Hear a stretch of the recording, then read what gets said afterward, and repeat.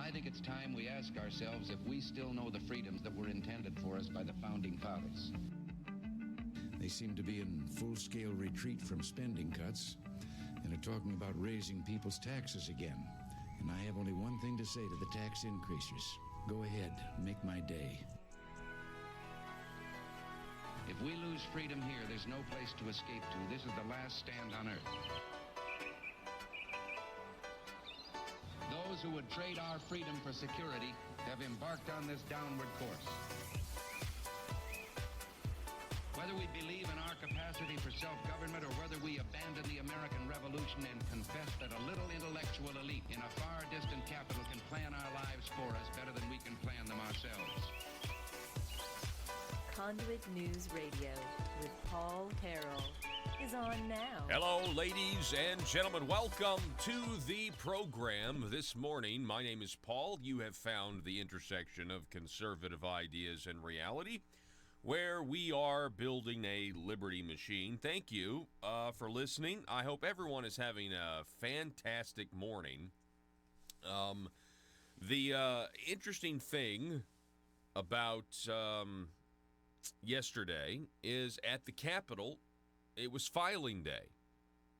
Well, we talked about this, and it's going to go, for a couple of days. And, of course, I think one of the biggest stories that you kind of saw floating around out there is Senator Tom Cotton did file for re-election. He was there in person down in Little Rock at the second floor rotunda of the Marble Palace, otherwise known as the Capitol. But, hey, Google Chrome is not responding. So, isn't that fantastic? 2 days in a row, this is slightly a different problem. This time I made sure. Anyway, that's frustrating. Google Chrome is not responding right now. So how's that for luck? Control, delete, Task Manager. We've got a great show for you. We're going to be talking with a gentleman by the last name of Lou. He's an author. It's Lou Paper, actually. His last name is Paper. We're going to be talking to him coming up. He is author of a book called In the Cauldron, and it's out today. That's coming up at 6:33. It's out today, and it has to do with the American ambassador to Japan back in the 40s, right before World War II broke out and the attack on Pearl Harbor and all that happened. Right before that happened, our American ambassador in Japan apparently knew that there was a big war about to break out. So for you history buffs out there, if you would like to, know a little bit more about it, anyway, I wanted to interview him, see what the book was all about. But here's the thing. Then at 7:30, we'll be talking with Family Counsel's David Cox. Now, I think you guys need to go to familycouncil.org right now. Now, we're going to be talking about Planned Parenthood. Did you know that Planned Parenthood is fundraising? They're trying to spend millions of dollars in the upcoming 2020 elections.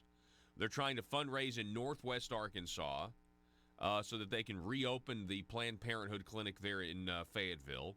And apparently they're opening a new location in Little Rock. Did you know all of this? Well, we're going to talk to David Cox about that. But while you're at the Family Council, while you're there, I would encourage you, when you're at the website there, to look on the front page. I think it's about the third story on their scroll. And it says Pope County officials cave, specifically talking about the casinos. So if you want to know a little bit more, it's not just Conduit. Excuse me. Not just Conduit covering the casino issue. Also, Family Council's covering the casino issue. I mean, they look at this as a crisis of family values, I would assume. Because they know what happens to a community. We've talked a little bit about what happens economically. And it's an economic decline. That's what's going to happen. Pope County is going to be put into an economic decline. And we've also talked about the family value side of things, but you go check it out. There's an actual video you can watch right now up at Family Council that's really, really good. So definitely check that out. So we've got those two things, and also we've got all of the all these candidates that have filed over the last couple of days, and over yesterday, 165 that's on the front page of the Arkansas Democrat Gazette this morning. 165 candidates. I am told, I know I kind of got on my soapbox yesterday. I saw the registration, looked it up specifically. It wasn't mentioned in the Arkansas Democrat Gazette article this morning. But Dr. Cole Peck, the doctor who is involved in, who is got a scandal, going because one of his surrogates offered another candidate a bribe to get out of the race. He did file. He did file yesterday, and I think that's interesting because the fact that Dr. Kolpeck did file for state representative in District 53, considering there's an attorney general investigation into Ty Coons, one of his surrogates and fundraisers, offering John Milligan $20,000 scholarships for his daughter in medical school. If he'll drop out of the race, he can keep his dignity, is what the text messages say. There's only, and so who has access to medical school records, who has access to medical school scholarships? It just, the whole thing stinks. The fact that Dr. Kolpeck has now filed and is going to run anyway means that the Attorney General investigation, for the benefit of the public, has got to go forward. And I kind of feel like they've got to pursue, they have to get to the bottom of this because the public's trust is involved now. So, I think cell phone records are appropriate here. I think we need to figure out, I think we need to get cell phone records from those who are involved. Not just the text messages from John Milligan's phone, because he's a public official, the mayor of Lake City, Arkansas. But let's get Ty Coons, the rest of his messages, not just the ones. It's just something to think about. I don't know. I think we've definitely got to get to the bottom of it, though, for sure. Last night, in a rally to re-elect Kentucky Governor Matt Bevin, Donald Trump went to the state of Kentucky. Also, Rand Paul said a few things. Listen to what Rand Paul of Kentucky said. Ignore the fact that if Rand Paul was elected president, they would have had to construct podiums that were smaller so he would look more proportioned. Obviously, that's a podium for Donald Trump, not Rand Paul. Are you seeing this? I think I just forget how small Rand Paul is. Anyway. Yeah, or how tall. Yeah, maybe President Trump's a big dude. Yeah. All right, check this out. President Trump has great courage. He faces down the fake media every day.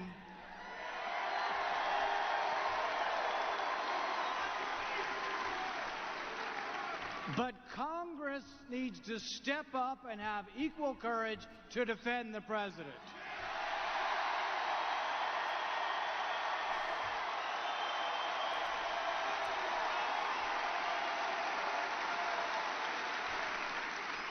Hunter Biden made $50,000 a month.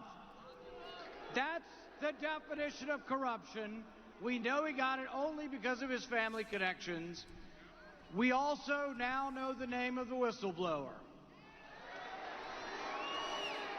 The whistleblower needs to come before Congress as a material witness because he worked for Joe Biden at the same time Hunter Biden was getting money from corrupt oligarchs. I say tonight to the media, do your job and print his name.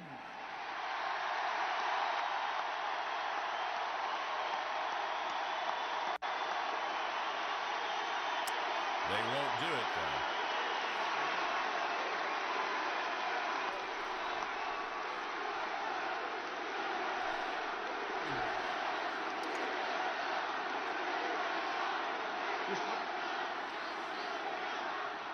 And I say this to my fellow colleagues in Congress, to every Republican in Washington, step up and subpoena Hunter Biden and subpoena the whistleblower. One more little thing.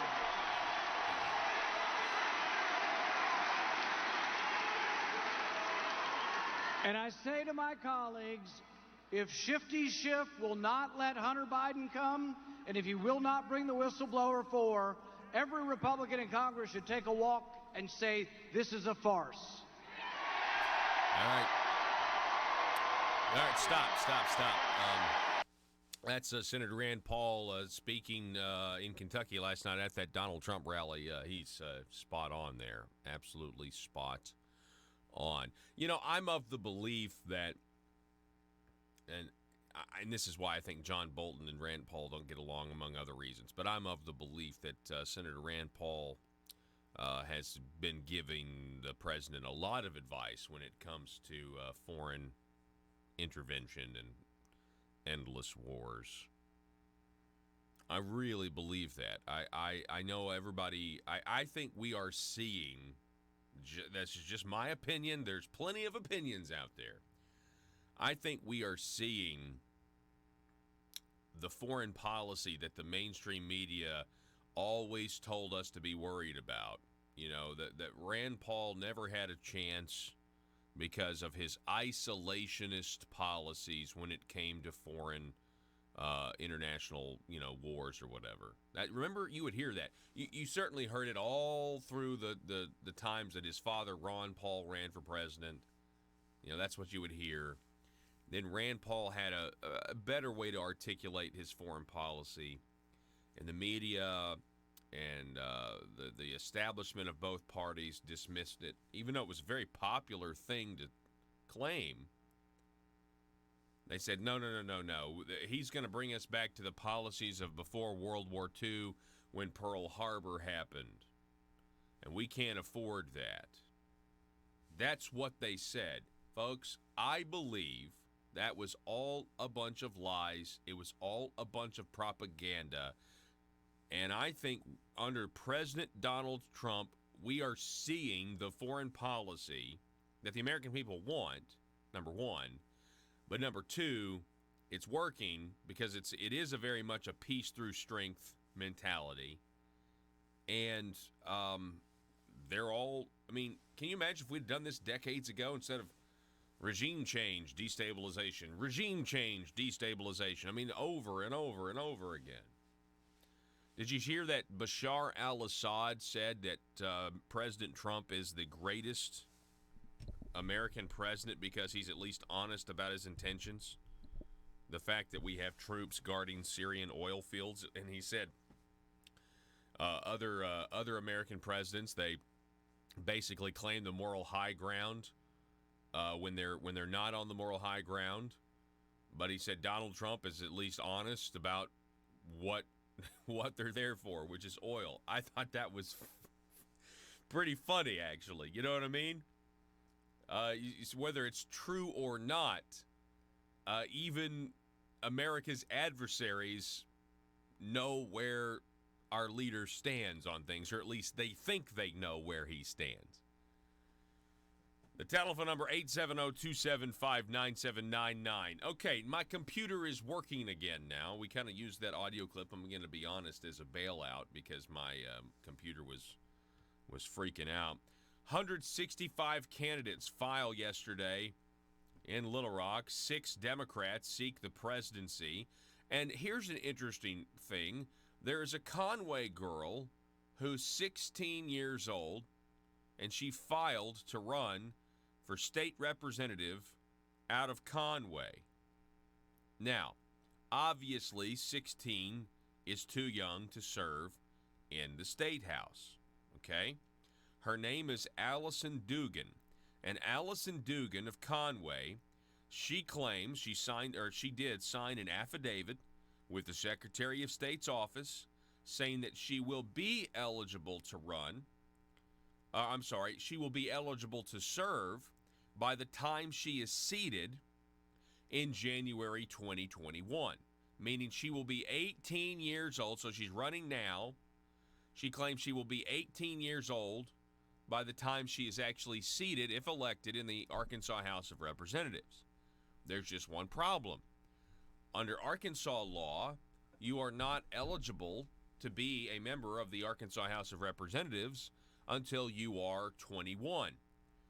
The girl later admitted, according to the reporting from the Arkansas Democrat Gazette, she was intentionally filing to prompt a legal challenge against Arkansas's age requirements for office holders, citing places like Louisiana and Kansas who allow 18-year-olds to represent their districts.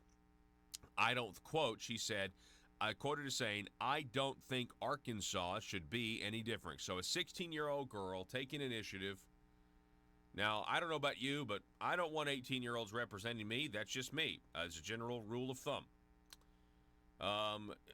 Case in point, most 18-year-olds would be like, rule of thumb. Do you know where that saying comes from? It used to be illegal to beat your wife with a stick so long as it wasn't wider than your thumb. You chauvinist, you pig, you blah, blah, blah. See, that's why I wouldn't want a typical average 18-year-old to be represented. Maybe like a free stuff for everyone. You know what I mean? Hey, did anybody ever watch Parks and Recreation? Remember what's the big? He's the actor's name. He's big liberal, big guy. Adam Scott, the guy from Parks and Rec. Anyway, his character got elected mayor of his town when he was 18 and built a big ice park or something. You know, Ice Town.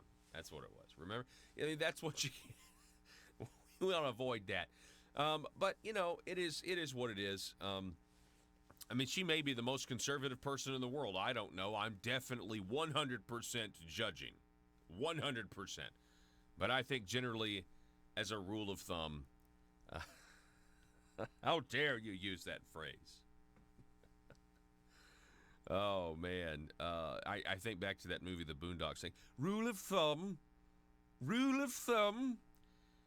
By the way, today's the 5th of November, so if you want to get that annual V for Vendetta, speaking of movies that don't hold up when you watch them over and over again, that movie, The Boondock Saints, I'm sorry, people are going to, not as good. I mean, it was good when I was younger, much like my thoughts were different when I was younger. But V for Vendetta, one of those movies I thought was so good when I was younger. I don't like it anymore. I don't think it's good at all. Really, maybe some of the action sequences. It's just weird. Isn't it funny how does that happen to you? You go back and you watch something that you thought was amazing, and you're like, oh man, you know. This happens in all walks. Like my daughter. My daughter is we went over to our grandparents' house, my parents' house, and we got this horse, one of those springy horses. You know, of course, you think, man, this thing was a lot bigger. Well, it's because you were this tall. You know, it's kind of the same thing. We're gonna take a 1-minute break, and we'll be right back here. I want to go over a little bit more. Again, 165 people, candidates filing for office in Little Rock yesterday. We'll go over some more of that here in just a moment. What do you think? You think you should be able to serve when you're 18 or current Arkansas law when you're 21? I mean, I think I would be on board from the principle of saying you can serve when you're 18. If you can go to war, you can also serve. That's what I would say. But that doesn't mean I'm going to vote for an 18-year-old. Back in just a moment. 1 minute.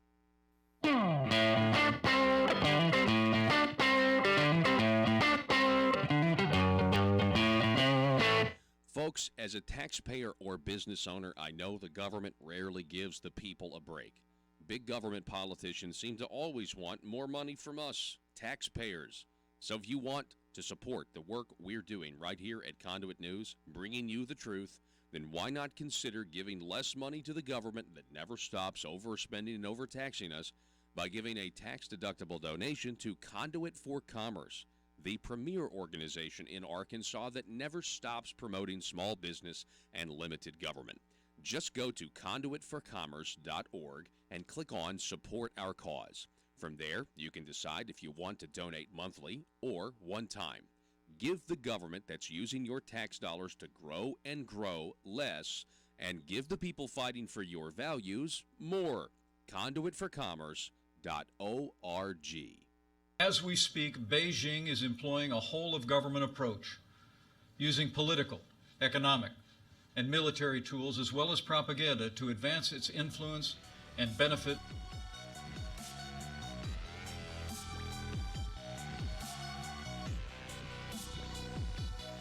Need your daily news fix?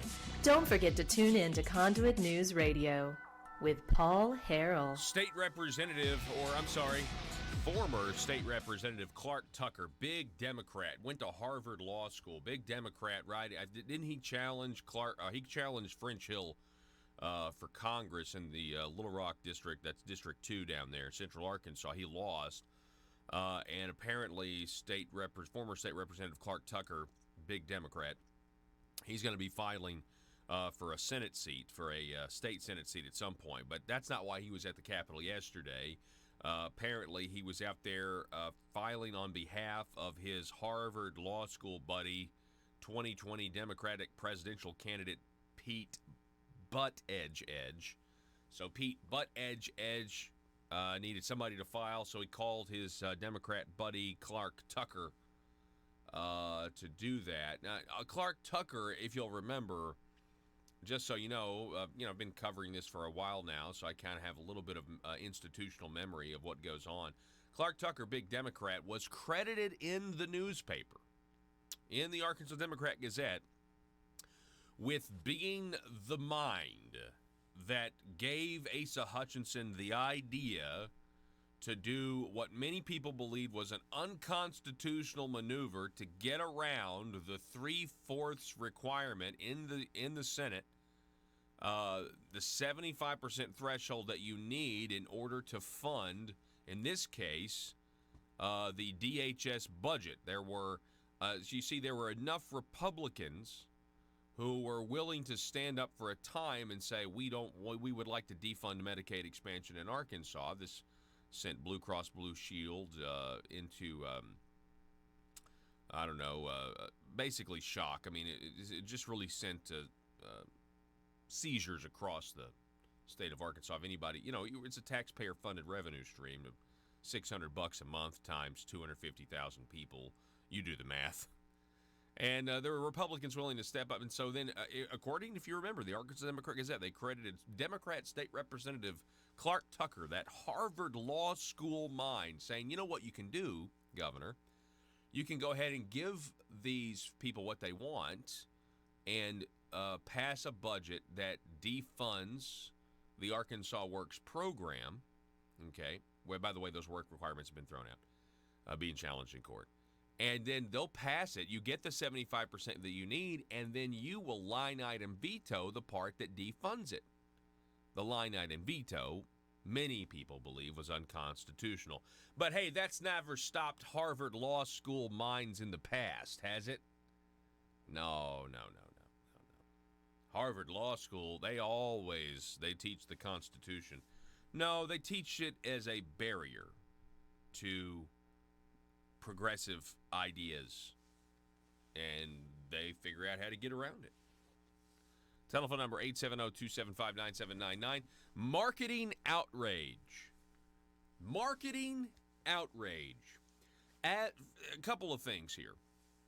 As we kick off into this filing season that's going to kick off into the primary season right after Christmas, really. The primary elections are the beginning of March 3rd, I believe. That's what you're going to see. This is how you motivate people to vote, quite frankly, is you market outrage. It can work to conservatives' advantage, and it can work to liberals' advantage, It can also be used, quite honestly, to take away things that people want. I'll be honest with you. I have been taken aback by the amount of stories about the dangers of vaping. We've got to do something about it. We've got to tax it. That's what Arkansas politicians, some of them, that's what they've wanted to do. There's a huge problem. It's a health crisis. We care so much about the kids. We need to tax it. That's what we need to do. We need to tax it. Hey, they'll still get it, but at least we'll get some money off of it. I don't know. You know what? It could very well be that the non-THC vapes are also a huge problem, and it's killing people left and right. But it really kind of makes me think, with the right media coverage, you could essentially market enough outrage to take away what? Exactly. What else might they take away if they get enough people outraged by it? Folks, as a taxpayer or business owner, I know the government rarely gives the people a break. Big government politicians seem to always want more money from us, taxpayers. So if you want to support the work we're doing right here at Conduit News, bringing you the truth, then why not consider giving less money to the government that never stops overspending and overtaxing us by giving a tax-deductible donation to Conduit for Commerce, the premier organization in Arkansas that never stops promoting small business and limited government. Just go to conduitforcommerce.org and click on Support Our Cause. From there, you can decide if you want to donate monthly or one time. Give the government that's using your tax dollars to grow and grow less, and give the people fighting for your values more. Conduitforcommerce.org. Its interests in the United States. And I have wanted to welcome back to Arkansas Chairman Chu.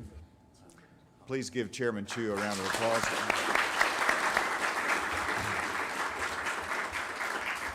China is also applying this power in more proactive ways than ever before to exert influence and interfere in the domestic policy and politics of this country. Chairman Chu, I got to know as he is the CEO and chairman of Shandong Rui Technology Group out of Shandong Province. Over the past 17 years, China's GDP has grown ninefold. It's become the second largest economy in the world. Much of this success was driven by American investment in China. And the Chinese Communist Party has also used an arsenal of policies inconsistent with free and fair trade, including tariffs, quotas, currency manipulation, forced technology transfer, intellectual property theft, and industrial subsidies that are handed out like candy to foreign investment. We've been to Shandong Province a number of times since I've been governor. We've called on people, and Chairman Chu gave us the opportunity to meet with him at Rui, at their technology group there in Shandong, and saw his incredible facility. We asked him to visit Arkansas. He did. So Chairman Chu, we're delighted to have you here.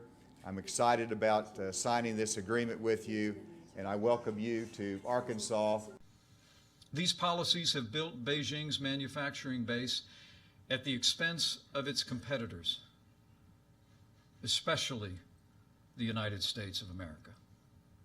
And I wanted to recognize Chairman Li to my right, who is the founder of Sun Paper of Shandong Province in China.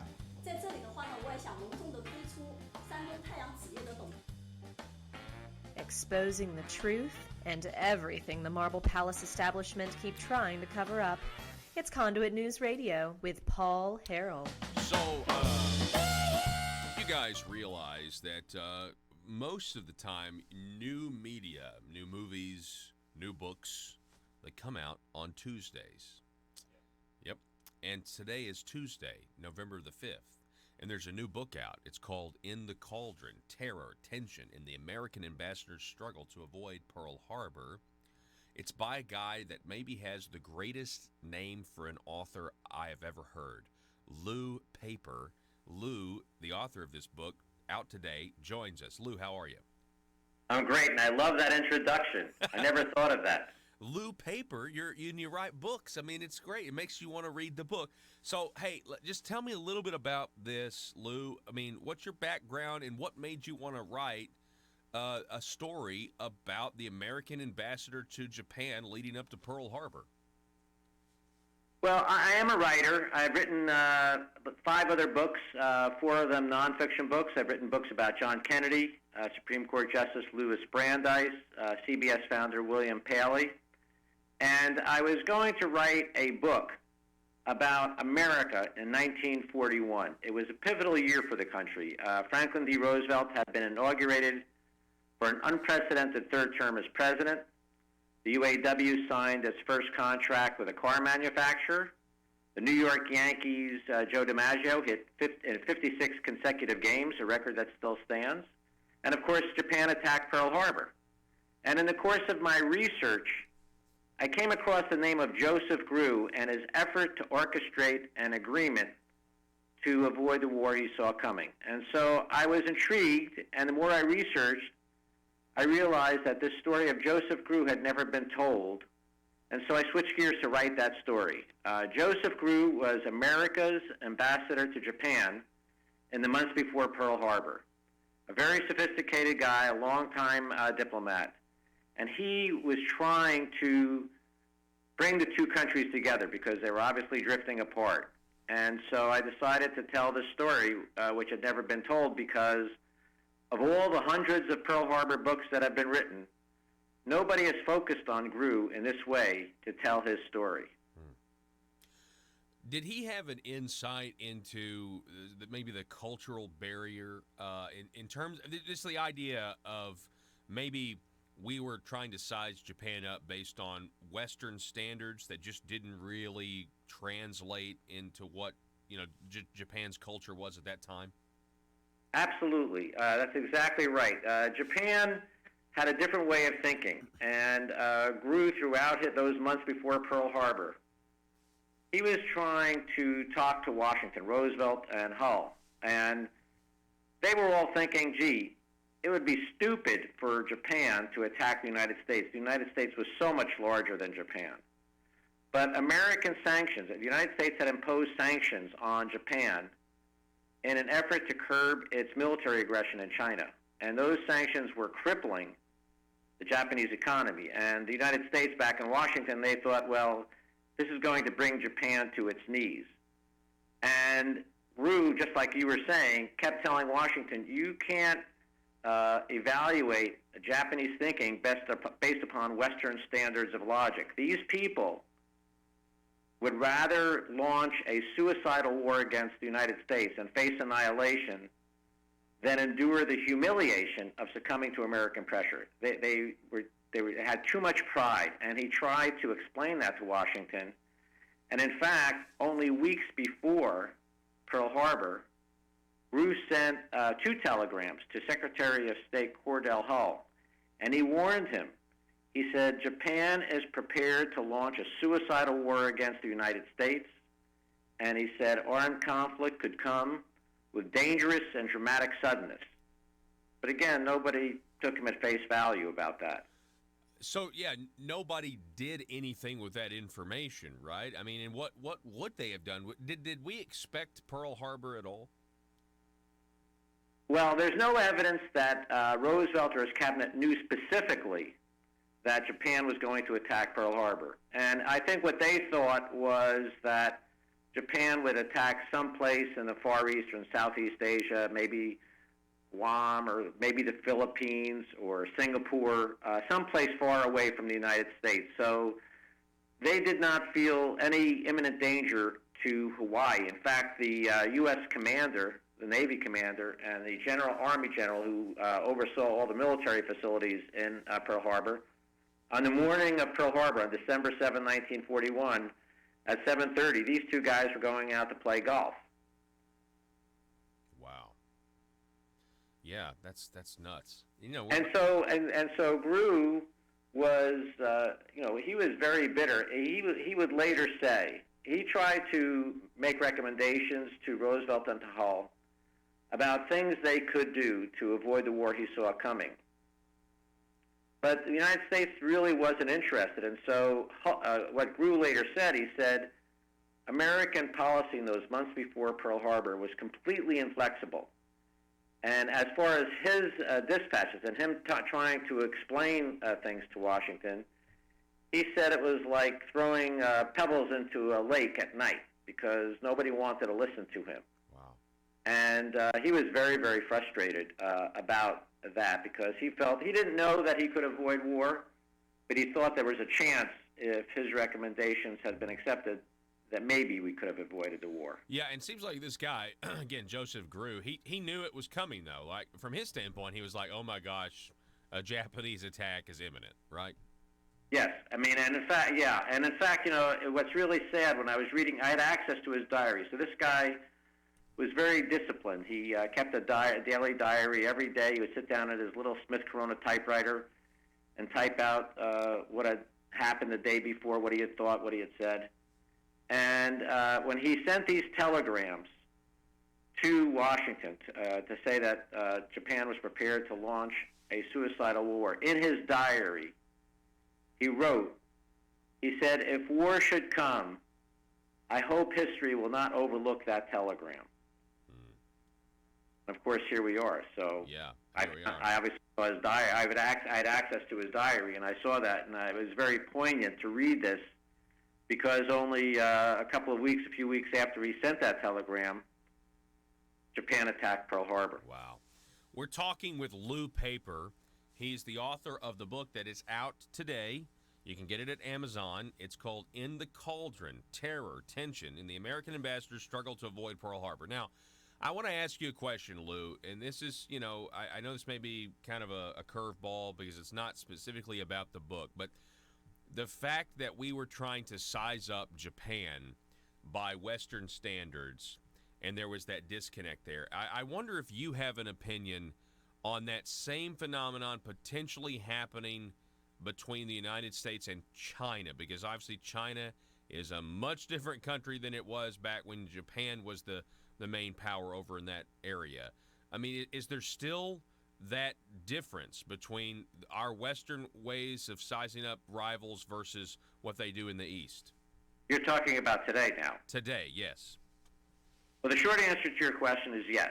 So I think that from my perception, my little corner of the world, it seems to me that still, even after all I've just described about Gru's frustration and Washington not understanding the Japanese mindset, I think from what I see, Americans, people at the top of American government still have difficulty in taking into account that American mindset, so that you see the president today imposing sanctions against North Korea, Iran, and going back to China, increasing tariffs against China, and believing that, wow, if we just increase the tariffs higher and higher, Japan will bring China to its knees, and China will see the errors of its way, and China will change its policy. And for these people over in a different part of the world, it's not all about money. And so increasing tariffs or imposing sanctions will not necessarily have the impact we hope and anticipate, because these people are driven by other factors. And so to give you a sense about the mindset, I was going back to bring it back to Pearl Harbor, and this mindset about how the Japanese, they had so much pride. As I say, they would rather face annihilation than endure humiliation. And I think that's still true today in response to your question. And here's a small story from Gru's perspective. In the month, about shortly before Pearl Harbor, he received word from the American embassy in China about a Japanese soldier who had been captured by Chinese troops in the fighting in China. And the Japanese soldier wanted his family back in Japan to know that he was alive and well. And so Gru passed the word on to the Japanese government so the government could tell this man's family. And he soon got back a reply from the government. And the government of Japan said, both the government of Japan and this man's family were not interested. As far as they were concerned, this man was dead. They said because any Japanese soldier who allowed himself to be captured had dishonored his government and dishonored his family. Wow. So that's not the kind of perspective you would see in America. And so it goes back to your question about American policy today. I sometimes think that we do not take into account the different mindset that these people have, and that it's not all about, in this case, if you're talking about today's policy, it's not all about money. And I think we have to take that into account. Otherwise, we might be repeating the same mistake that the United States made in the months before the Pearl Harbor attack, where America was convinced, that Roosevelt and Hull, they were convinced that if we kept increasing the economic sanctions against Japan, it would bring Japan to its knees. And you have to understand that those sanctions had crippled the Japanese economy. Rice was being rationed. There was no gasoline because there was no oil, so there was no gasoline for cars. A few cars that were traversing Tokyo Street had to be fitted with charcoal engines because there was no gasoline for them to drive on. Even coffee, they couldn't even import coffee, and coffee was replaced by another brew. And the New York Times correspondent in Tokyo said it was better not to ask too many questions about what it was. So again, I think we have to take that into account today. Yeah, absolutely. Shaping policy, because we have to understand what drives people, and it's, like I say, it's not all about money. Lou Paper, I appreciate you coming on the program. I encourage everybody to get the book. It sounds like it also make a great Christmas gift because that's coming up. The title again, In the Cauldron, Terror, Tension, and the American Ambassador's Struggle to Avoid Pearl Harbor. Lou, it's great to meet you, sir. I appreciate it. Thanks so much. Hey, thank you. Take care. All righty, folks, we're going to make a YouTube video of this. It'll be up at Conduit News, our YouTube channel. Go ahead and subscribe to that on YouTube and click the little bell to receive notifications. We'll be back here in just a moment. Folks, as a taxpayer or business owner, I know the government rarely gives the people a break. Big government politicians seem to always want more money from us, taxpayers. So if you want to support the work we're doing right here at Conduit News, bringing you the truth, then why not consider giving less money to the government that never stops overspending and overtaxing us by giving a tax-deductible donation to Conduit for Commerce, the premier organization in Arkansas that never stops promoting small business and limited government. Just go to conduitforcommerce.org and click on Support Our Cause. From there, you can decide if you want to donate monthly or one time. Give the government that's using your tax dollars to grow and grow less, and give the people fighting for your values more. Conduitforcommerce.org. I also want to recognize Secretary Ma of Shandong Province.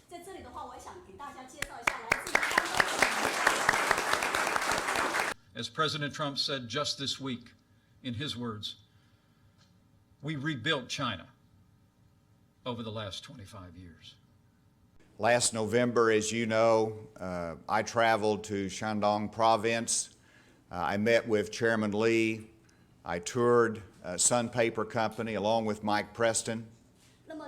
While in China, we signed a letter of intent on behalf of the state of Arkansas with Sun Paper, indicating that Sun Paper wanted to put a major bioproducts mill in South Arkansas, in Arkansas. The Communist Party has set its sights on controlling 90% of the world's most advanced industries, including robotics, biotechnology. Bob Maloney here with a developing story from ASA News, The Parrot. China is coming to Arkansas. We go live to the press conference where the Communist Chinese executive is addressing Arkansans for the first time. Let's listen into the translator. On behalf of the government of the People's Republic of China, we invite you to come and visit the newest named city in Arkansas, China, Delphia. We are very pleased to own an American city.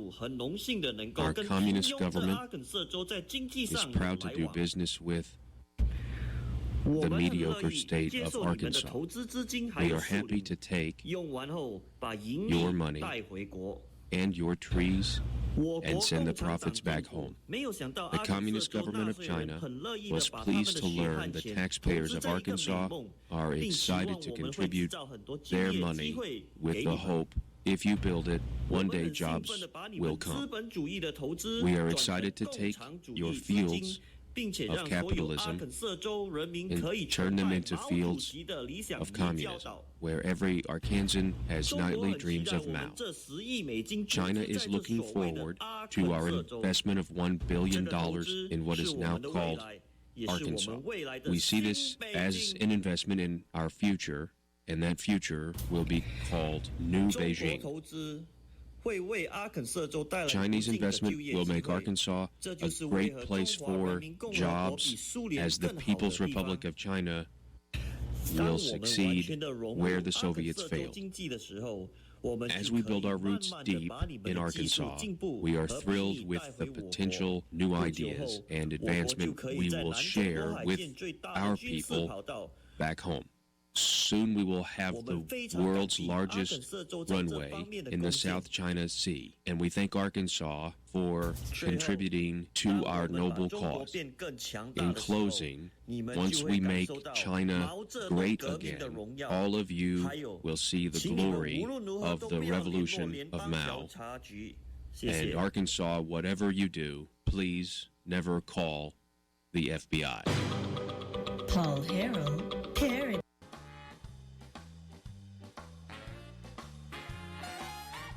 Determined to drain the swamp in Little Rock, it's Conduit News Radio with Paul Harrell. That's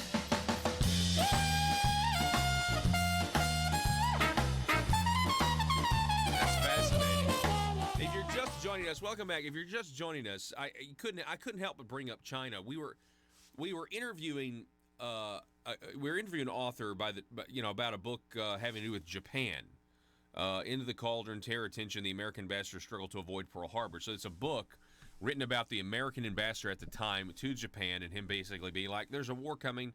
Hey, guys, you guys don't understand Japan's mentality. You're putting these economic sanctions on them, and they don't really care about that. They would rather just die and go all kamikaze than they would ever live in subservience. Now, there's obviously a breaking point to that mentality. It's something called an atomic bomb. You can demonstrate enough power, that culture respected it, and then they submitted. And so my question to him was, okay, well, what about China? I mean, modern day times, right?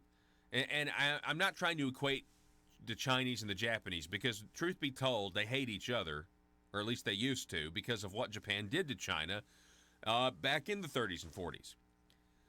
So, but it's still, is this politically correct? It's still an Eastern mentality. It's a far Eastern mentality versus a Western mentality. And Lou Paper, the author, does raise an interesting point. We're putting all these economic sanctions on China, and by the way, I think we should be doing that. We're hurting their economy. We did the same thing to Japan, and they surprise attacked us in Pearl Harbor.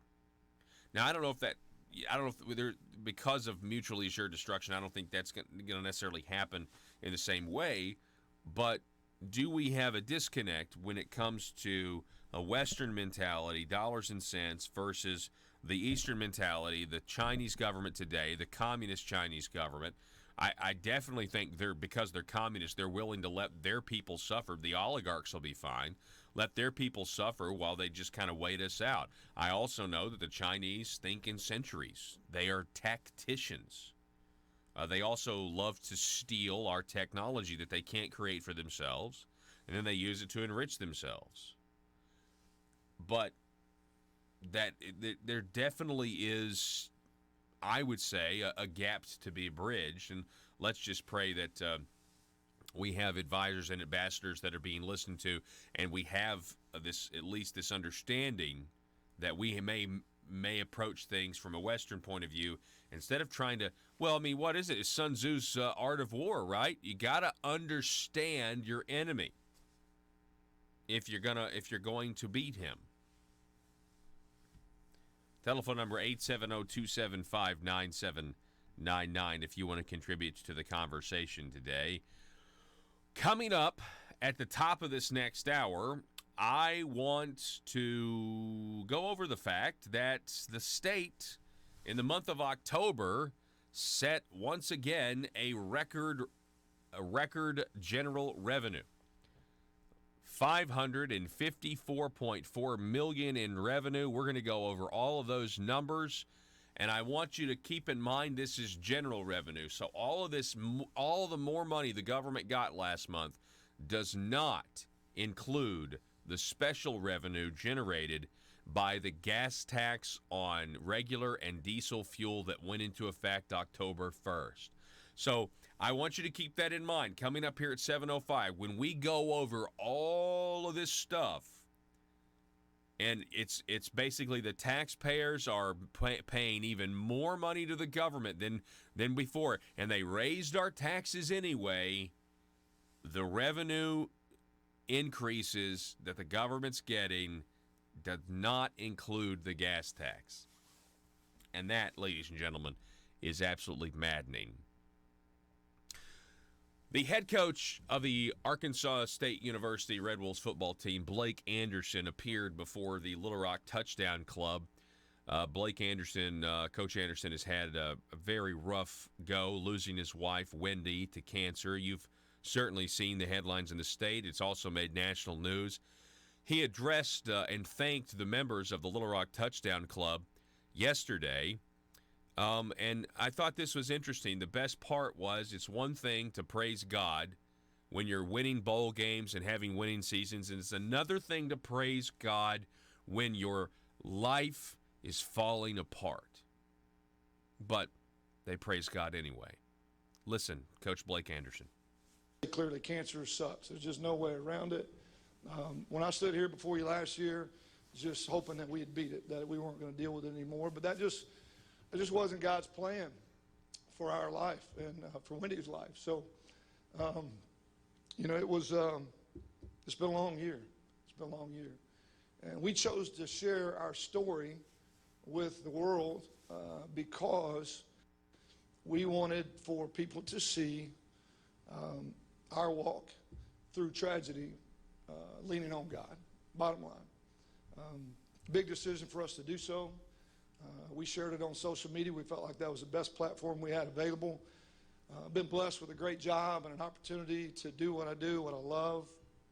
And, it's easy to praise the Lord when you're lifting trophies and when you're going to bowl games and winning championships and all those things, but it's completely different when, your life's falling apart. But we wanted to share our faith with people and that God was still with us through the brokenness. So I want to say thank you to the people in this room for the thoughts and prayers over the course of the last year. Obviously, since August, I got 92 letters, handwritten letters from people in this room. And I read every one of them. And they sit on the shelf behind my desk. And they came at a very unexpected, very much needed time. I just want to say thank you personally for those letters. So I do ask a favor, though. All those that graduated from University of Arkansas or went to University of Arkansas, raise your hand. I just clarify something. As much as the information in those cards was uplifting, the spelling and punctuation is awful.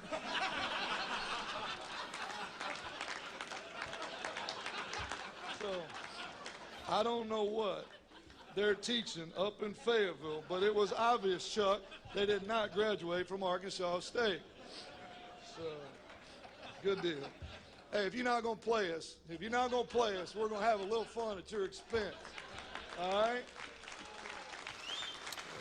Coach Blake Anderson, everybody, once again with the zingers. Last time he was there, he got another dig in on the Hogs.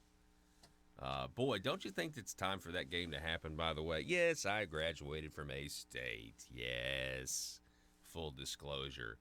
Hey, but if we wanted to talk about economic development, good grief, can you imagine a yearly game?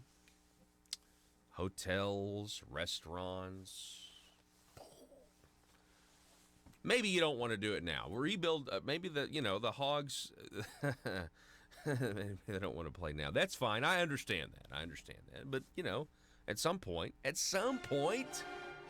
they're going to be better. The Razorbacks are going to turn it around, for sure, right? They need to. I've got friends that went to U of A, man, and they are depressed. I'm talking like, I've never seen some of my friends that graduated from the University of Arkansas so down and depressed. I feel really, really bad for them. I understand. Anyway, on a different note, Coach Blake Anderson, man, isn't that incredible? Praising God when you're hoisting trophies, but also praising God through your brokenness. Because, folks, we're all broken. Every one of us is. We're going to take a break, and we've got one more hour coming your way next.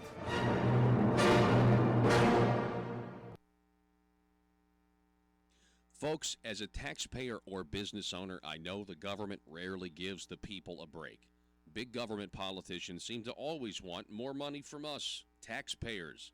So if you want to support the work we're doing right here at Conduit News, bringing you the truth, then why not consider giving less money to the government that never stops overspending and overtaxing us by giving a tax-deductible donation to Conduit for Commerce, the premier organization in Arkansas that never stops promoting small business and limited government. Just go to conduitforcommerce.org and click on Support Our Cause. From there, you can decide if you want to donate monthly or one time. Give the government that's using your tax dollars to grow and grow less, and give the people fighting for your values more. Conduitforcommerce.org. Artificial intelligence. To win the commanding heights of the 21st century economy, Beijing has directed its bureaucrats and businesses to obtain American intellectual property, the foundation of our economic leadership, by any means necessary. Chairman Lee and I met yesterday. Chairman Lee indicated to me that Sun Paper has selected Arkadelphia in Clark County as the location of a $1 billion bioproducts mill. Beijing now requires many American businesses to hand over their trade secrets as the cost of doing business in China. It also coordinates and sponsors the acquisition of American firms to gain ownership of their creations. Worst of all, Chinese security agencies have masterminded the wholesale theft of American technology, including cutting-edge military blueprints. And using that stolen technology, the Chinese Communist Party is turning plowshares into swords on a massive scale. Well, thank you all for joining us via Skype from Beijing this morning. Here in Beijing, it is 10 p.m. in the evening. I've had a very successful trip to China. China now spends as much on its military as the rest of Asia combined. And Beijing has prioritized capabilities to erode America's military advantages on land, at sea, in the air, and in space. I've spoken at Tsinghua University here in Beijing, which was a treat for me to speak with young Chinese students about Arkansas, and also to talk about the relationship between China and the United States. China wants nothing less than to push the United States of America from the Western Pacific and attempt to prevent us from coming to the aid of our allies. But they will fail. Beijing is also using its power like never before. Chinese ships routinely patrol around the Senkaku Islands, which are administered by Japan.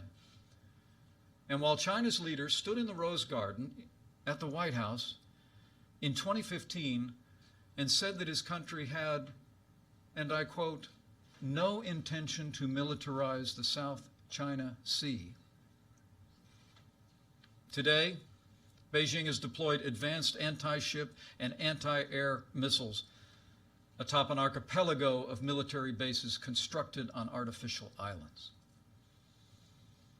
China's aggression was on display this week when a Chinese naval vessel came within 45 yards of the USS Decatur as it conducted freedom of navigation operations in the South China Sea, forcing our ship to quickly maneuver to avoid collision. Despite such reckless harassment, the United States Navy will continue to fly, sail, and operate wherever international law allows and our national interests demand. We will not be intimidated, and we will not stand down. And we'll be calling on multiple prospects in China, as well as continuing our relationship with Sun Paper in Shandong Province. In recent years, China has taken a sharp U-turn toward control and oppression of its own people. Today, China has built an unparalleled surveillance state, and it's growing more expansive and intrusive. often with the help of U.S. technology. And when it comes to religious freedom, a new wave of persecution is crashing down on Chinese Christians, Buddhists, and Muslims.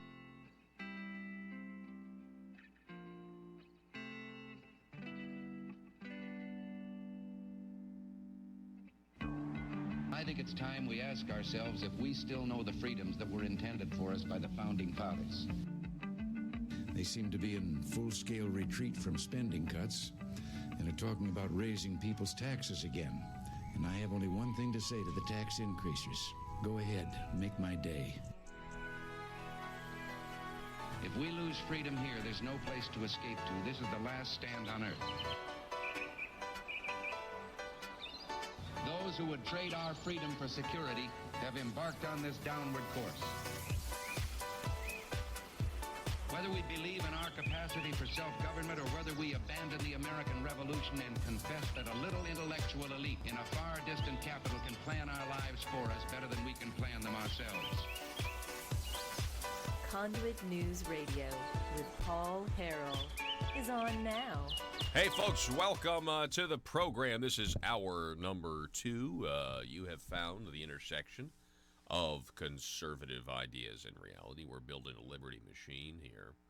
I pulled a clip from the archives, Joe. Not from the archives, but it's a clip I haven't heard in a long time. Only reason I pulled it is because as I was getting the show ready today, or the playlist ready for today, I noticed that I had one old clip that I made back in probably 2013 or something. Just a little intro, like kind of a little bumper of Ronald Reagan, and I think it's from his 1989 farewell address, but I set it to Bear McCreary's Battlestar Galactica, one of the songs from Battlestar Galactica. Because I love soundtracks. By the way, I've rediscovered the fact that I don't really listen to music, believe it or not. I really don't. But man, if I listen to instrumental only soundtracks, I know I'm a big dork. I love it a lot. Anyway, it's Ronald Reagan saying, "I was raised to believe that you had to pave your way for the blessings bestowed upon you." I'm doing this from memory. But here in America, it's, the government's the car, but the people are the drivers. It's the people that tell the government what to do, not the other way around. And so for some reason, listen to that this morning. Don't believe in coincidence. I pulled it from the archives because it was going to auto-archive and delete itself, and I pulled it back. So I've got that queued up, towards the top of the hour, closer to the top of the hour. And honestly, when I thought about it, I thought about what Reagan said, and I'm looking at this headline. Go ahead and show this. Arkansas Democrat Gazette. State sets October record with $554.4 million in revenue. And I look at the sales tax collections are bolstered. State general revenue set a monthly record for October. $44.4 million increase over what was taken in this same time a year ago. So in the month of October of 2018, the government took in $44.4 million less than they did. And they just raised taxes on us in the wake of the Arkansas General Assembly from earlier this year. They cut taxes and raised taxes and cut taxes and raised taxes, and they raised more taxes than they cut, and they increased taxes on the people of Arkansas by $70 million in fiscal year 2020, and it can go up from there depending on how we vote in 2020 for that half-cent sales tax. And I guess is it true that the people tell the government what to do? Are the people really the drivers of the car that we call government? Why is it that the car has got to be a Rolls Royce or a Mercedes? Why can't it just be a good truck, a reliable, dependable truck? A trusty truck? Yes. I don't know what is that? That's an Asa reference, one of his campaign ads. Oh, a trusty truck. I guess I just, from the campaign ads where Governor was, riding around in this truck. That truck. But that's not what it is. They keep wanting to upgrade to Cadillacs and stuff. I don't know. It just got me kind of thinking, and I know we're talking the platitudes versus that, but really, I know that the people across this state, I read for you the campaign speech of all these, these people who are announcing for public office, and they're saying, we want lower taxes, less regulations, and stand up for traditional American values. That's why people have voted for Republicans in this state overwhelmingly since 2010. And yet I'm sitting here looking at this record revenue. They knew they were going to have record revenue. They knew it, and they raised your taxes anyway because it's never enough. Whatever the government is making off of us to fund itself is never enough. This is true for local governments, whether they want a quarter cent, a half cent, or a whole cent. The people in government would rather have 5 cents. They would rather be able to just raise taxes whenever they needed it. You know it. Even if you're a liberal, you know it. With the government, it's never enough.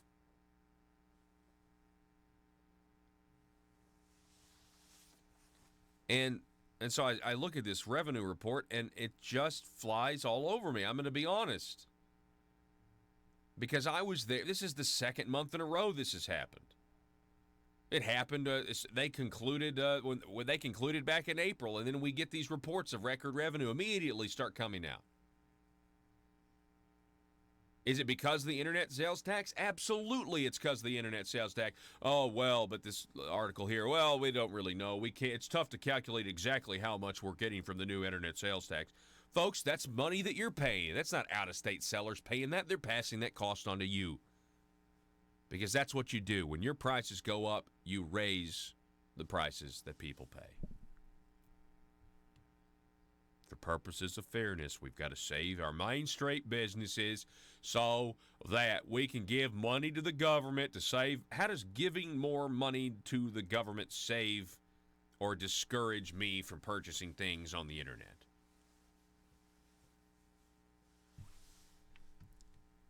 A few notes here. Last month's collection of $554.4 million beat the state's forecast by 36.8 or 7.1%.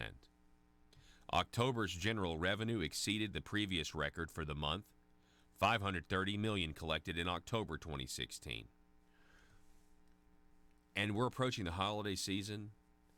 You talk about record revenues, boy. I mean, with this internet sales tax, Cyber Monday, this is only going to go higher and higher. But not the good kind that Sammy Hagar sings about. Quote, "We'll just have to see if it continues at this rate," he said. That's according to John Shelnut, state's chief economic forecaster. I got to say, with all due respect, I was talking about this author we interviewed last hour by the name of Lou Paper. He's got a new book out. We interviewed him today. It sounds like a fascinating book. Lou Paper. It's a great name for an author, right? Yeah, I write books. That's what I do. What's your name? Lou Paper. Oh, okay, cool.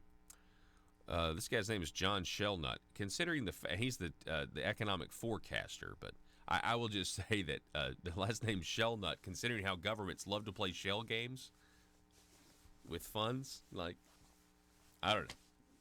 It's not lost on me. Michael Wickline, quote, "Tax refunds and special government expenditures come off the top of total general revenue, leaving an amount the state agencies are allowed to spend. The net in October increased $35.5 million or 8.1% over the same time a month ago, or over the same month a year ago, rather, to $470.9 million. The net outdistanced the forecast by $33.3 million or 7.6%. So $33 million here, $20 million here. And yet they had to raise our taxes in fiscal year 2020 $70 million. Why? You could have taken the increase and spent it on stuff you wanted to spend it on. if you really had needs to update 911 or whatever you wanted to do.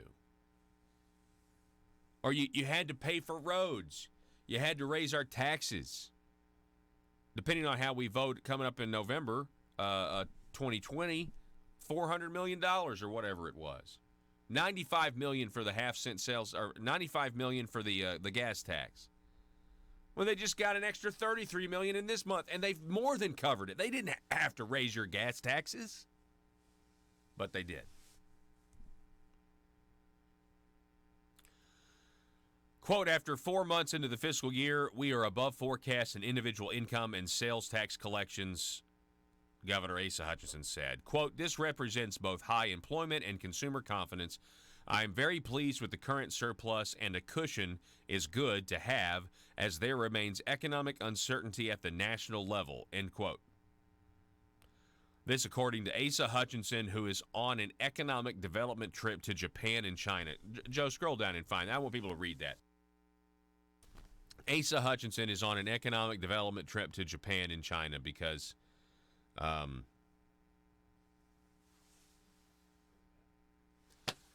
he thinks that Congressman Rick Crawford is, I guess, just not informed, that the Republicans on the House Intel Committee are just morons, I guess. Don't trust China. It's a Trojan horse.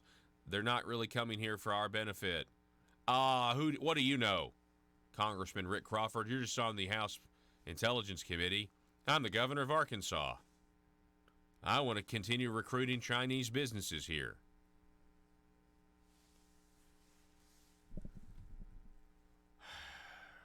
My goodness. I can't believe he's on another trip. I didn't know that. That's news to me. I mean, I read it this morning, but I'm saying I didn't know that until this morning. Real estate agent, selling Arkansas. October is the fourth month in fiscal year 2020. That started in July. So far in fiscal year 2020, the total general revenue increased by $81.2 million, or 3.7% over the first 4 months. I mean, that's our entire tax increase. That's our entire tax increase and then some. So if they hadn't raised our taxes $70 million in fiscal year 2020 by nickel and diming us, cut this tax, raise this tax, blah, blah, blah, blah, blah. Right here. Here it is. Here's all your needs. Call a special session. Spend the money somewhere else. Now, I know there's Republicans out there that don't think that that's the proper way to budget because you don't know what the economy's going to do. But why doesn't this money get given back to us? It should be given back to us, not just sitting there accumulating, because they will spend that money. That's what you don't understand. This $81 million that's now coming in is going to get spent.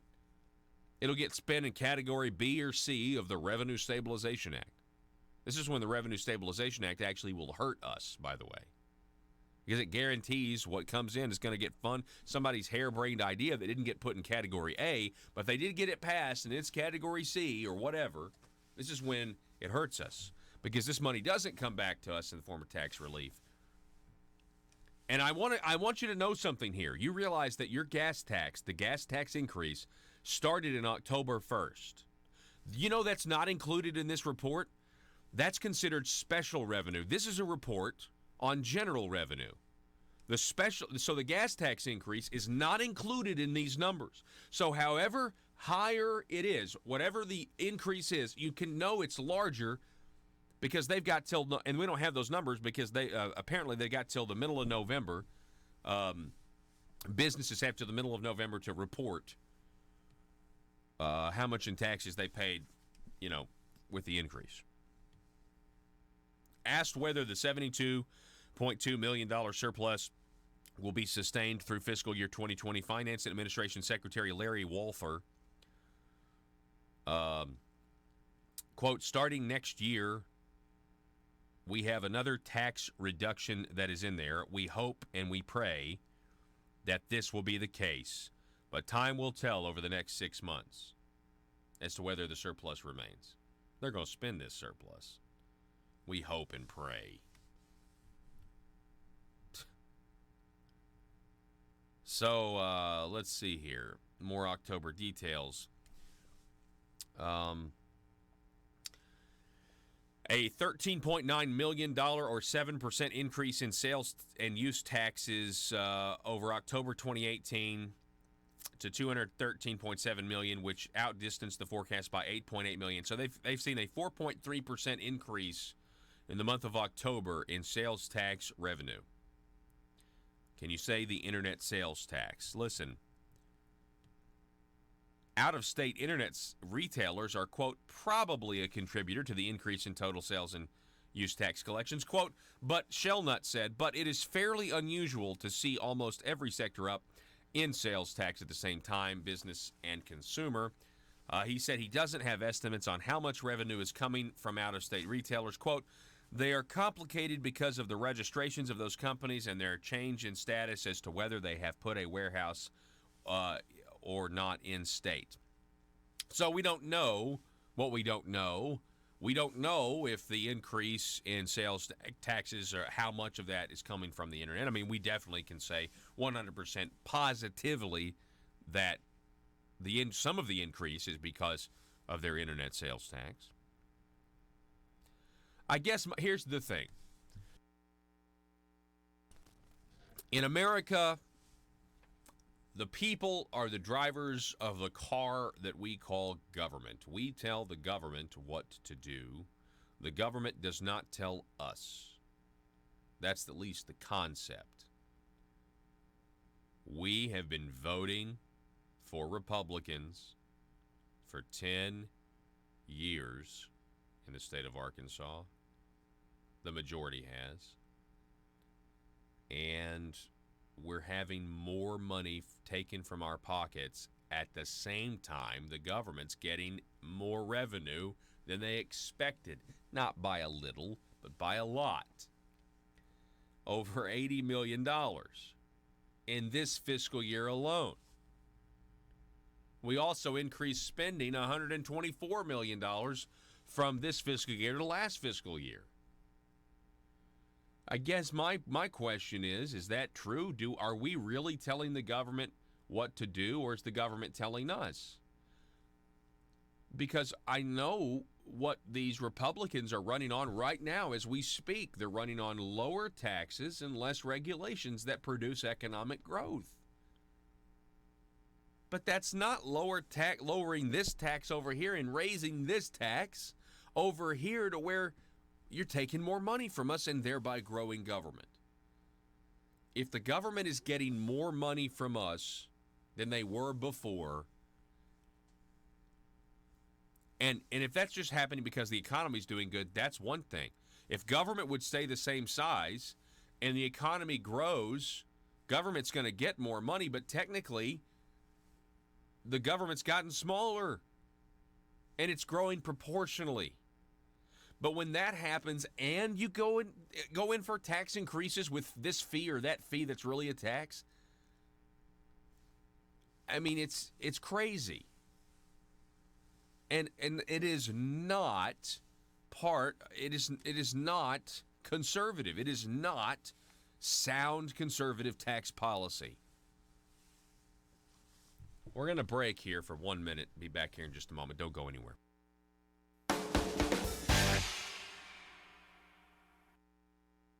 Folks, as a taxpayer or business owner, I know the government rarely gives the people a break. Big government politicians seem to always want more money from us, taxpayers. So if you want to support the work we're doing right here at Conduit News, bringing you the truth, then why not consider giving less money to the government that never stops overspending and overtaxing us by giving a tax-deductible donation to Conduit for Commerce, the premier organization in Arkansas that never stops promoting small business and limited government. Just go to conduitforcommerce.org and click on Support Our Cause. From there, you can decide if you want to donate monthly or one time. Give the government that's using your tax dollars to grow and grow less, and give the people fighting for your values more. Conduitforcommerce.org.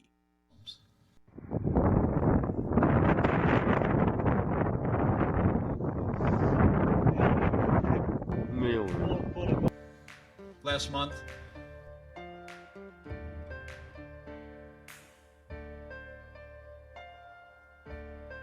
bringing you your daily dose of truth. It's Conduit News Radio with Paul Harrell.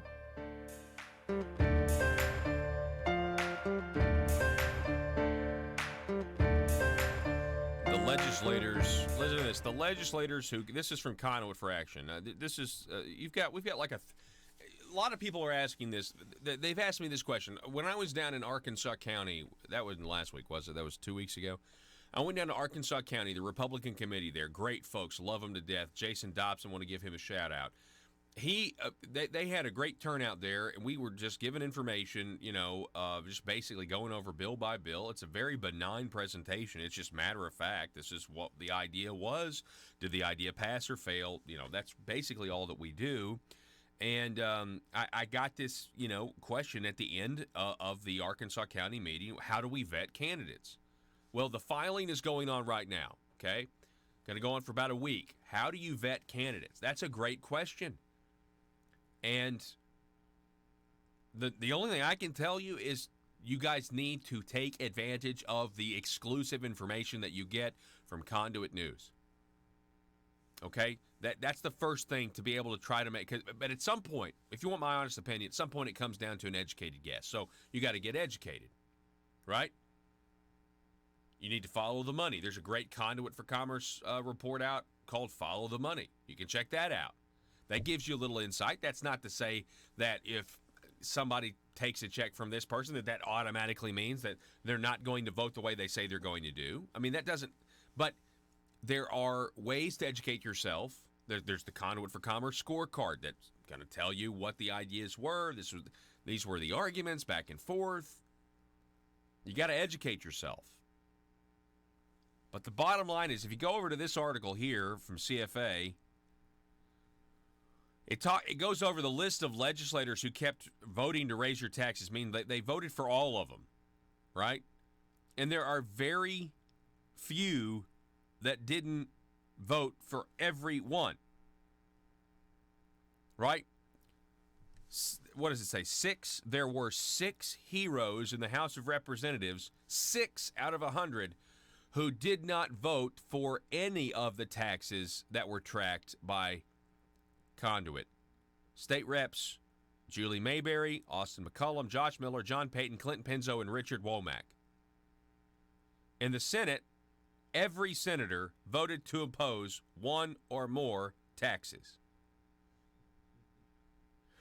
I just want you to understand that. Like, what are the odds? I mean, now, if you also want to know my honest opinion, I think it comes down to leadership. I think if you had the right leaders who actually believed in conservative policies at the top, i.e. in the governor's mansion, fiscal conservatism, then I think you've got a shot. I think a lot of this stuff could potentially be reversed quickly. That's me being an optimist, though. That's me being extremely optimistic. Because at the same time, we've seen what happens nationally when you get a guy like Donald Trump in the White House who is actually trying to implement a draining of the swamp or shrinking or you know what I mean? All of a sudden, maybe they don't want to be led. Maybe it isn't a leadership issue because then they start fighting back like some in the Republican Party have. Although the president has done a good job of breaking many of these Republicans who were standing up for the swamp and everything else. But check this out. It's up right now, conduitforaction.org. The legislators who kept voting to raise your taxes. It's just something to think about. As everybody's filing, nobody in the Republican Party is filing today or yesterday claiming they want to raise your taxes and take more money from your pocket. Not one of them is. Not one of them are. This is a teachable moment. How do we vet candidates? You have to make an educated guess. And you know what? If you're wrong, you're wrong. Welcome. I mean, this is America, right? Not only is America, this is civilization. We've been trying to ask the question how we govern ourselves forever. You won't be the first person that votes for somebody or supports somebody and then you're duped because you're lied to. This is just the way the world works, right? When it comes to how do we govern ourselves.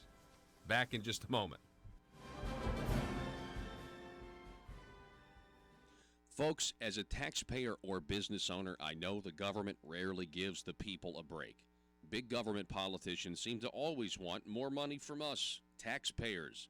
So if you want to support the work we're doing right here at Conduit News, bringing you the truth, then why not consider giving less money to the government that never stops overspending and overtaxing us by giving a tax-deductible donation to Conduit for Commerce, the premier organization in Arkansas that never stops promoting small business and limited government. Just go to conduitforcommerce.org and click on Support Our Cause. From there, you can decide if you want to donate monthly or one time. Give the government that's using your tax dollars to grow and grow less, and give the people fighting for your values more. Conduitforcommerce.org. Beijing shut down one of China's largest underground churches. Across the country, authorities are tearing down crosses, burning Bibles, and imprisoning believers. And Beijing has now reached a deal with the Vatican that gives the avowedly atheist Communist Party a direct role in appointing Catholic bishops. For China's Christians, these are desperate times. So, do you like him as a candidate? I think he's brought a lot to the table. It's not my message. You know, I worry about the party in terms of expanding our base and what the message does to our recruitment of Hispanics, outreach to minorities. And so you've got to worry about the fall election and whether this is a message that's going to carry in Michigan, Ohio, and Florida, and those states that we need to carry. The American people deserve to know. In response to the strong stand that President Trump has taken, Beijing is pursuing a comprehensive and coordinated campaign to undermine support for the president, our agenda, and our nation's most cherished ideals.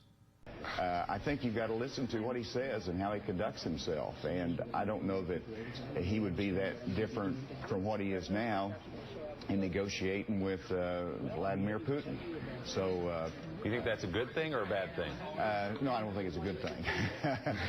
You know, we need people who, in the presidency, that understand how the world works, understands that there's a time for bluster and there's a time for reason. The Chinese Communist Party is rewarding or coercing American businesses, movie studios, universities, think tanks, scholars, journalists, and local, state, and federal officials. And then, Chairman, you'll look out in the audience and you'll see multiple members of the governor's cabinet. We're also here to support you. You'll see multiple members of the...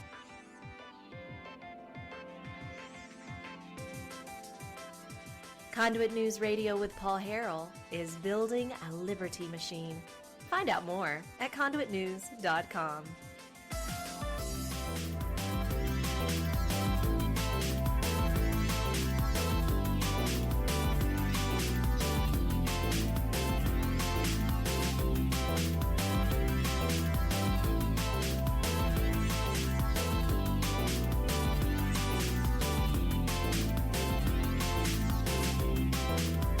Welcome back. Hey, I was on the Family Council's website, familycouncil.org. I saw this report last week. This is a really good video. Listen to this. This is news from Family Council.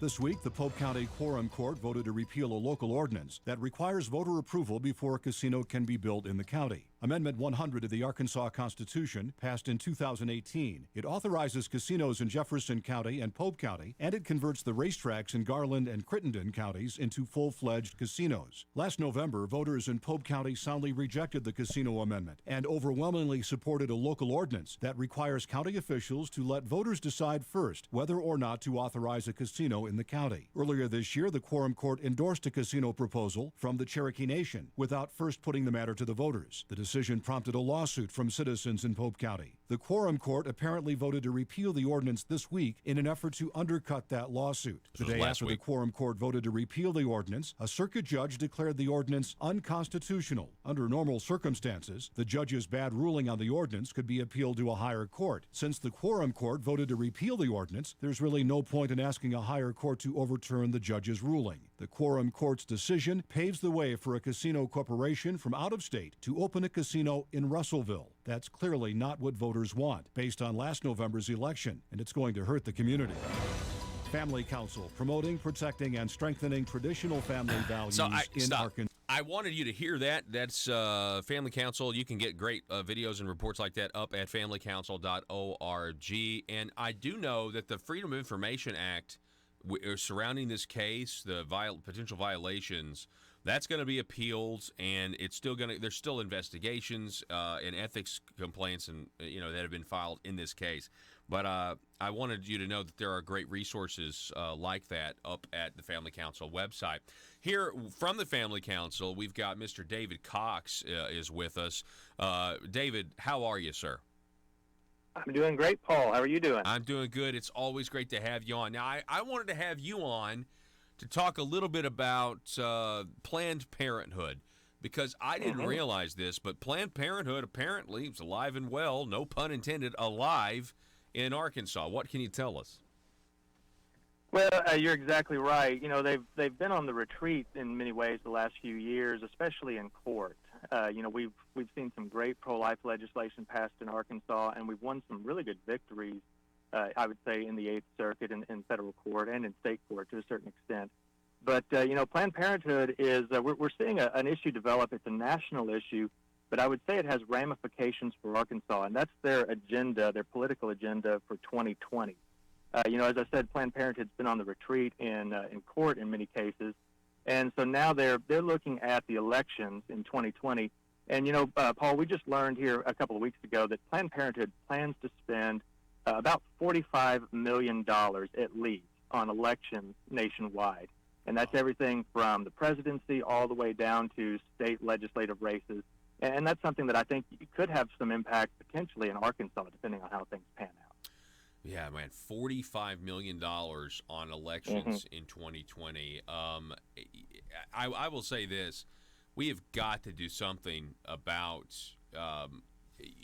taxpayer funding for abortions, taxpayer money going to Planned Parenthood. I mean, if we can't stop that and when we're seeing these videos, the videos of them selling baby body parts and everything else, I mean, my goodness, everyone's outraged, but the government is slow to change on the policy. Yes. Yeah, you're exactly right. And, Arkansas has done a good job getting Planned Parenthood off the public dole.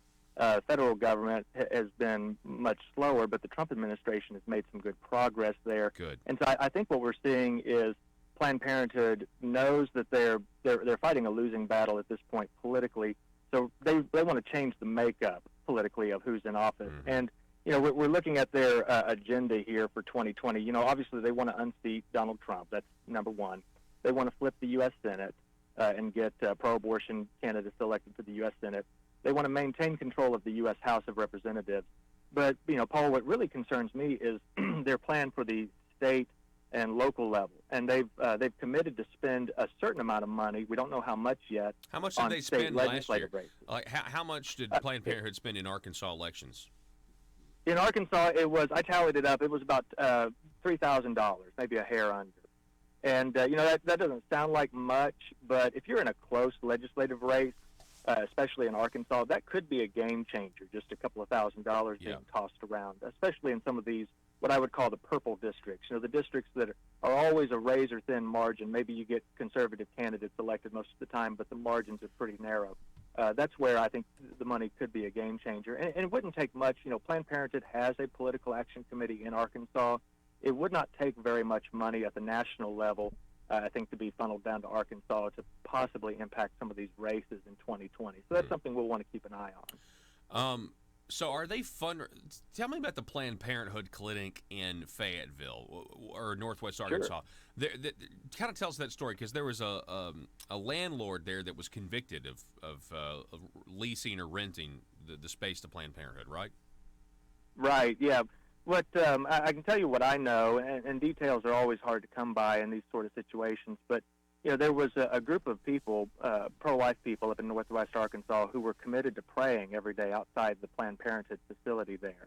And they were part of what's called 40 Days for Life. It's a series of prayer vigils that are held outside abortion facilities throughout the year. a couple of times a year. And they prayed outside the clinic. They said there were times that the landlord or whoever turned the sprinklers on them, trying to chase them off. They had all kinds of not violent altercations or anything, but just arguments and whatnot with people who were coming and going there at the facility. And the way I was told, at least, it was almost as if one morning the landlord got up and said, "You know what? This isn't right that I'm leasing this facility to this abortionist here." Planned Parenthood is the nation's leading abortionist. They kill more babies, more unborn babies than any other single group in America. And so my understanding is the landlord simply opted last summer not to renew Planned Parenthood's lease at their Fayetteville location. And they've been searching for a new facility in Northwest Arkansas ever since. And to my knowledge, they still have not found one. I've been keeping track of this issue as closely as I can. I've talked to some folks on the ground in Northwest Arkansas, and they haven't heard anything yet that's definite. So it seems as if, for the time being, Planned Parenthood, I guess we're going on about 4 months, 5 months now, hasn't had a facility in Northwest Arkansas, an abortion facility. Now, I understand and that. I'd say that's really good news. Oh, that is we're great not news. We're not aborting unborn babies. They are trying to fundraise, right, in Northwest Arkansas. Are they trying to fundraise to get money to buy a property or something? Well, that I don't know for sure. They are fundraising in Northwest Arkansas, but it's for their political efforts, as far as I can tell. And going back to that political action committee, back in September, they raised about $1,300 from individuals in Northwest Arkansas. And, that's money that's going to go into their PAC's bank account and be used to support pro-abortion candidates in Arkansas.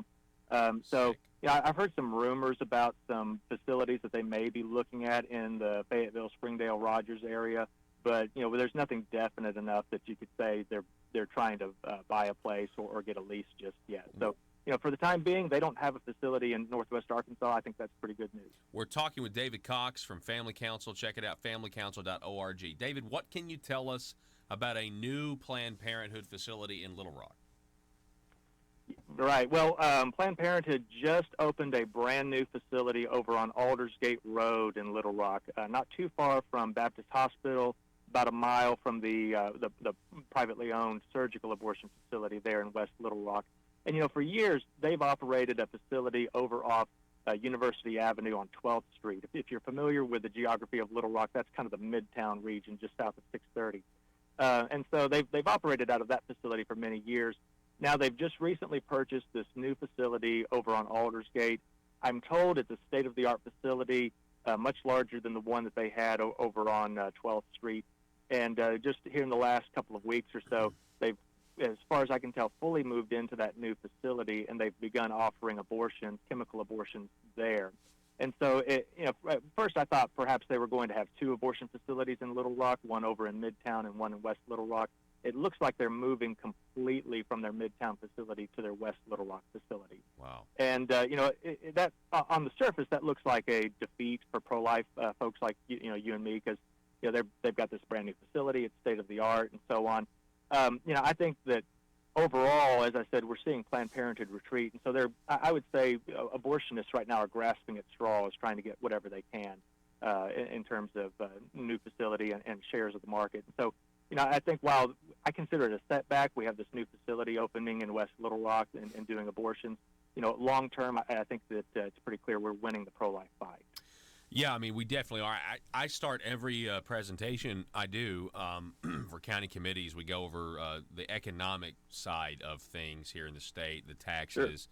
But I start every presentation and end every presentation with how fortunate we are to have a General Assembly that it has made such strides in the pro-life movement, how strong they are on these social issues that really reflect this slow moral rot of our country, and they're trying to reverse that course, and I think that's a really, really positive thing. And hopefully we'll continue to see more victories in the courts. I get so sick and tired, David, quite honestly, of seeing Judge Christine Baker rule against every pro-life law. It's just a given. It's like, well, the legislature's going to pass this law. Christine Baker's going to rule against it, and then it goes to a higher court. It gets kind of frustrating. It does, and in some ways, if you want to find a silver lining to it, I guess you could say on the bright side, the Eighth Circuit almost always reverses whatever she rules on those pro-life laws that we pass. She'll issue a bad ruling. The higher court in the Eighth Circuit will reverse it. And as a result, we actually get some pretty good pro-life case law in the long run. Now, it takes about 2 years, to get those good pro-life rulings on the book.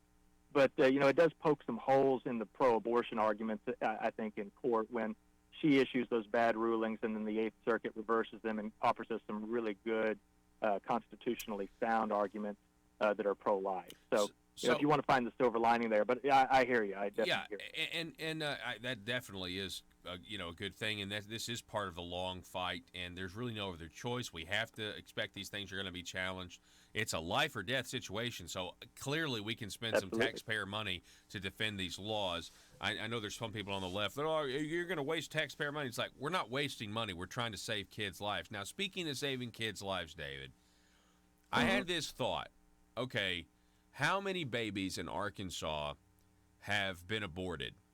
And what is I know the intrinsic value of the life, being created in the image of God, but I would love to know if you've ever thought about the economic impact of that child not being here, not ever becoming an adult, not ever going into the workforce. Have you ever thought about the economic impact abortion has, not just on Arkansas, but the country? I certainly have. And Paul, that's an issue that comes up a lot, is the economic cost of abortion. And, I was crunching some numbers here recently. I tracked the abortion stats for Arkansas. As far as I can tell, Arkansas is missing about 150,000 adults who are ages 18 to 45. And that would be about, somewhere around 5 or 6%, I think, of our adult population is missing because of abortion. These people were aborted as unborn babies. And, to put it into perspective, that would be like losing almost the entire population of a city like Little Rock or, a large swath of northwest Arkansas. If you had 150,000 people just disappear. And you don't need an economics degree to know that it hurts your economy if you're missing 5 or 6% of your adult workforce, especially your prime adult workforce, that 18 to 45 range that's going to be working and producing and paying taxes and supporting local business and the economy and so on. So, just that number alone, I think, illustrates the cost that abortion has on the economy and what it does to, I would say, our state economically. That's incredible. I mean, if you the way you phrase it, we're missing 150,000 people. That would be in the workforce. That is the true. And that's cost. Arkansas. That's Arkansas alone. Not to mention, what you have in states like New York, Texas, California, Washington. I mean, nationwide, every state is grappling with this very same issue. But Arkansas, certainly, I would say, we've taken a hit there. Yeah. And I don't know if you've seen, this just dawned on me, David. I don't know if you saw the Avengers superhero movies, but, at the end of one of them, there was the snap, and it's half of the people in the entire universe were gone. This is kind of, when you think about it, we've experienced the snap, man. I mean, how many kids since 1974? It's like 50, 60 million, something like that. Yeah, nationwide, it's a number that's so high you could be off by a couple of million, and that's considered a margin for error. I mean, it's a statistic that you almost can't wrap your mind around. So many babies have been aborted in America since Roe v. Wade, and so it's just a staggering number. And then the babies that the babies would have had, that's the other thing too. There's such a loss of potential there, man. It's just devastating. Yeah, I mean, you're talking just generations wiped out, children, grandchildren. So it's, when you think about it in those terms, it really is sobering. Yeah, it really, truly is. David Cox, I appreciate your time. You guys are doing great work. Again, it's familycouncil.org. David, I can't wait to do it again. Likewise. Appreciate you having me on. Alrighty, absolutely. That's crazy, folks. 150,000 Arkansans ages 18 to 45 are missing from the workforce here in Arkansas because of abortion. We're going to make a YouTube video of this. Share it with your friends. Go to YouTube, click Conduit News, subscribe, and click the little bell to receive notifications. We'll be back in just a moment.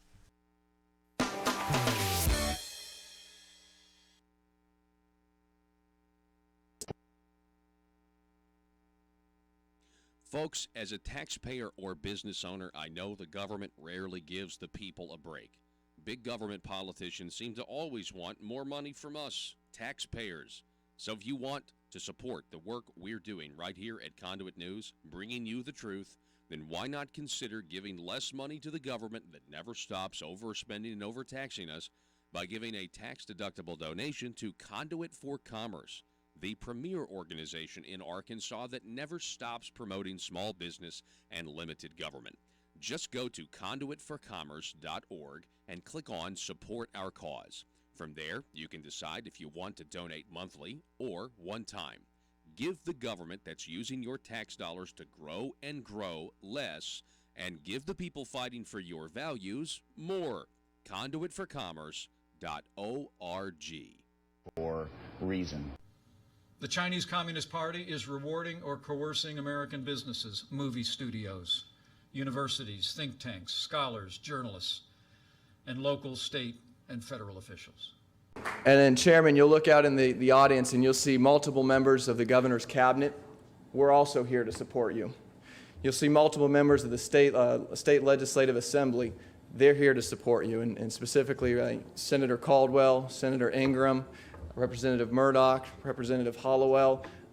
These are your senators and your representatives now. You call on them and they're going to help you, guarantee it. And Senator English, I saw you out there too. Thank you for being here as well. As we speak, Beijing is employing a whole-of-government approach, using political, economic, and military tools as well as propaganda to advance its I never meant to go influence into politics. and benefit. It wasn't my intention when I was young. But I was raised to believe you had to pay your way for the blessings bestowed on you. I was happy with my career in the entertainment world, but I ultimately went into politics because I wanted to protect something precious. This is what I was talking about. Ours was the first revolution in the history of mankind that truly reversed the course of government, and with three little words: we the people. We the people tell the government what to do. It doesn't tell us.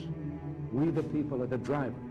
The government is the car, and we decide where it should go and by what route and how fast. Almost all the world's constitutions are documents in which governments tell the people what their privileges are. Our Constitution is a document in which we, the people, tell the government what it is allowed to do. We, the people, are free. Something to remember as the filing for Arkansas elected office continues. You remember that it's a great thing to run. I appreciate those that do, but remember, you're asking for people's vote. You're asking to be trusted in a solemn way. And that's why if there's even the smidgen or the hint of corruption in your campaign, again, I can't believe that Dr. Kolpeck decided to file in light of the text messages, the revelations between his surrogate trying to offer a bribe in the form of a medical school scholarship to an opponent to drop out of the race. They claim that they're joking. The Peck campaign says they're not going to address it anymore. Doesn't say that he wants the investigation that the Attorney General is conducting to continue. Doesn't say he'll support it. Doesn't say he wants to clear his name. He says we need to get back to the issues. Well, this is now the issue because ethics and the appearance of corruption, or the corruption that we see on the headlines in Arkansas politics, that is the issue. And I for one, now that Dr. Kolpeck has filed to run for state rep, in light of everything that's in the news, in light of the text messages, this now means that we need the Attorney General's investigation to conclude before early voting begins 2 weeks before March the 3rd of 2020. It must be concluded before early voting so that people will be able to cast their vote one way or the other. You also need, I think if you're going to investigate, search warrants. How do you know who really offered the bribe? Are we to believe that Ty Coons, a guy who's on the board of city managers for Lake City, has the inside track into offering medical school scholarships to UAMS to politician's daughter? Or are we going to believe, are we going to at least ask the question, who here is connected to the medical community? Well, Dr. Kolpeck's a physician. It's an uncomfortable question. Nobody wants to ask it, but you have to at least ask. And now that you filed anyway, when there were already two other candidates in the race, Bobby Long and John Milligan, who turned the bribe down and then reported it, apparently, to his campaign, who then reported it to the Attorney General. It's an unfortunate set of events. It's got to be investigated. It has to be investigated. Folks, I ended the first hour with this clip, and I'm going to end the second hour with this clip. Here is Coach Blake Anderson of the A-State Red Wolves football team at the Little Rock Touchdown Club talking about the tragic events of the last year. Listen. There's no way around it. When I stood here before you last year, just hoping that we had beat it, that we weren't going to deal with it anymore. But it just wasn't God's plan for our life and for Wendy's life. So, it's been a long year. It's been a long year. And we chose to share our story with the world because we wanted for people to see our walk through tragedy, leaning on God, bottom line. Big decision for us to do so. We shared it on social media. We felt like that was the best platform we had available. Been blessed with a great job and an opportunity to do what I do, what I love. And it's easy to praise the Lord when you're lifting trophies and when you're going to bowl games and winning championships and all those things, but it's completely different when, your life's falling apart. But we wanted to share our faith with people and that God was still with us through the brokenness. So I want to say thank you to the people in this room for the thoughts and prayers over the course of the last year. Obviously, since August, I got 92 letters, handwritten letters from people in this room. And I read every one of them. And they sit on the shelf behind my desk. And they came at a very unexpected, very much needed time. I just want to say thank you personally for those letters. So I do ask a favor, though. All those that graduated from University of Arkansas, went to University of Arkansas, raise your hand. I just clarify something. As much as the information in those cards was uplifting, the spelling and punctuation is awful.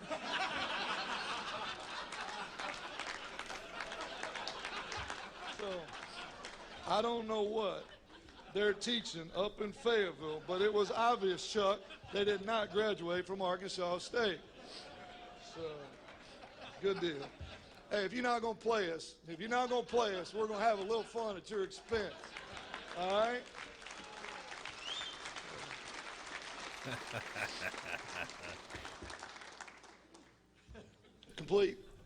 Completely shocked when I got the letters. All 92 sat behind my desk, and thank you very much. All right, that's the head coach of the Red Wolves, Blake Anderson, at the Little Rock Touchdown Club. That's in the Arkansas Democrat Gazette today. The write-up on that. That is a very, very hilarious and funny joke. And it's not the first time he's done it either, at that exact venue. Just on a side, how many of you would want? Maybe obviously the Razorbacks are having a tough year, so maybe this is not the appropriate time to ask the question, right? But how many of you think the idea of the game being played that's avoided, generally is a good idea at this point? From an economic stimulus standpoint, I don't see how you could say that it would be a bad thing, just in terms of, the idea of having a game where people come and, are there every year. And I just think it would be a blast. It'd be a lot of fun. Both sets of fans. You got some people say, well, you're going to make people choose. Well, I guess, yeah, you don't have to. You just go watch a good game. Or maybe it'll be a bad game. Who knows? Who knows? I don't know. Generally, though, what would you guys think out there, this Arkansas audience, what would you guys think of the game being played? That's just an honest question. Yes, I was born and raised in Northeast Arkansas. Yes, my father said I could go to any school I wanted to in Craighead County, but I digress. It's just an honest question. Folks, Arkansas, be safe. We'll see you tomorrow.